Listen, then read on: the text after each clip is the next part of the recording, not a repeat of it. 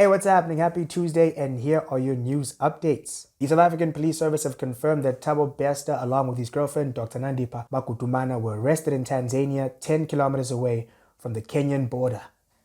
So close. The EFF has called for Indian authorities to arrest the Dalai Lama after a video went viral where the spiritual leader is seen asking a young boy to suck his tongue.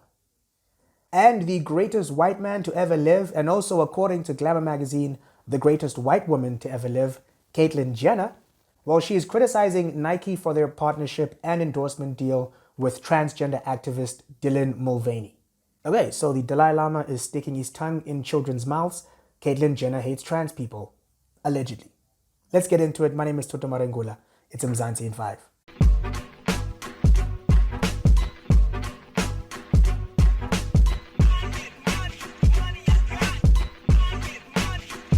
Let's start off with the Dalai Lama. This past weekend, a video of the Tibetan spiritual leader went viral where he was seen and heard asking a young boy to suck his tongue. Now, the video is online. I haven't watched it because I'm not a sicko, but I've read the descriptions of it on multiple news sites. Apparently, in the video, Mr. Lama, and I will not be referring to him as His Holiness because of that, calls a young boy over to the stage where he gives him a hug and offers his cheek for him to kiss. Okay, so right now we're fine. We're at granddad levels of weird but kind of cute. We're at Jesus levels of spiritual leader. Here, kiss my cheek. Shit, have the other one. But then Mr. Lama pulled the boy by the chin and kissed him on the mouth before sticking his tongue out and instructing the boy to suck it. His tongue.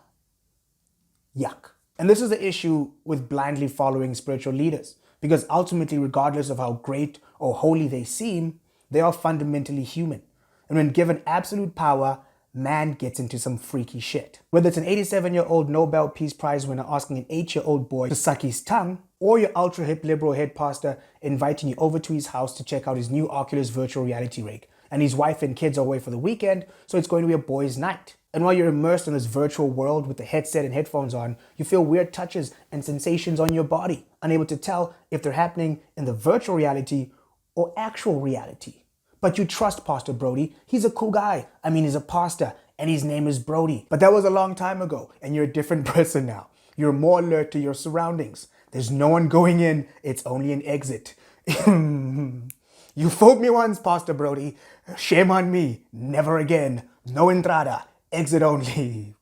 Before we move on, if you're enjoying this video, please like, share, subscribe, comment, eat, pray, love like this. Gotta be something for me to write this, queen. I ain't seen. Moving on to my favorite news story of the week. Convicted murderer and rapist Thabo Bester, along with his girlfriend, Dr. Nandipha Makutumana, were arrested in Tanzania, 10 kilometers away from the Kenyan border on Good Friday. They'd allegedly traveled illegally into Mozambique and then into Tanzania and were headed to Kenya for their great escape. But it being Easter weekend and all, God was like, I don't usually do this, but hell no, to the no, no, no, yeah, to the no. And in even better news, Dr. Nandipha Makutumana's father was also arrested yesterday as a suspected accomplice. And really quickly, I find it so interesting that despite aiding and abetting a known serial rapist and a murderer, every news outlet is still referring to Nandipha as doctor. That's how real the respect is for the kids that stayed in college for an additional 7 to 10 years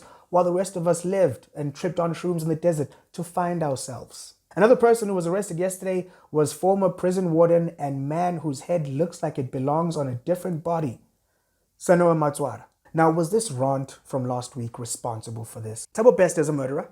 A murderer is going to murder. But these corrupt prison wardens don't deserve to be walking free and living lavish lifestyles, while Nomfundo Tyulu's mother and family mourn and lament what could have been. I don't know. Maybe. Probably. Definitely. And finally, the greatest white man and white woman to ever live, Caitlyn Jenner, is furious that American sportswear company Nike has partnered with transgender activist Dylan Mulvaney. She expressed her outrage at the brand on Twitter, writing, "As someone that grew up in awe of what Nike co-founder Phil Knight did, it is a shame to see such an iconic American company go so woke. We can be inclusive, but not at the expense of the mass majority of people, and have some decency while being inclusive.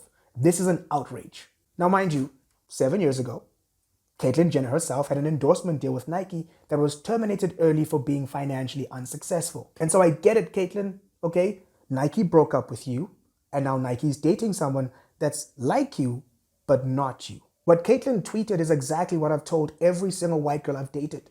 Listen, Ashley, I know you want to be all inclusive and shit, but this is an outrage. I thought I'd be the only black guy you'd be with. After we broke up, I thought you'd go back to Vanillaville, over there in Mayo Street on the corner of Calling the Cops Lane and 4th Ave. You can only work with trans athletes if they're Caitlyn Jenner. You can only date black guys if they're me. I mean, it's science. That's it.